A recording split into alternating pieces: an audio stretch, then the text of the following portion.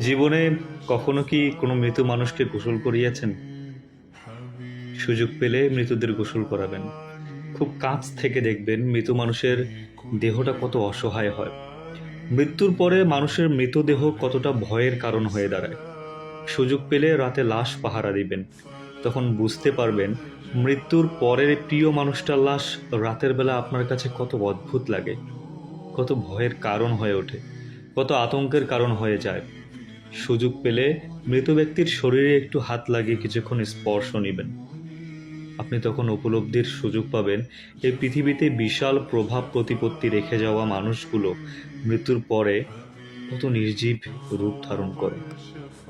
সুযোগ পেলে আপনজনদের লাশ কবরে নামাবেন খুব আগ্রহ নিয়ে। শেষবারের মতো মৃতদেহের মুখটি দেখার চেষ্টা করবেন এবং বরাবর উপলব্ধির চেষ্টা করবেন এই মৃতদেহের সাথে অনন্তকালের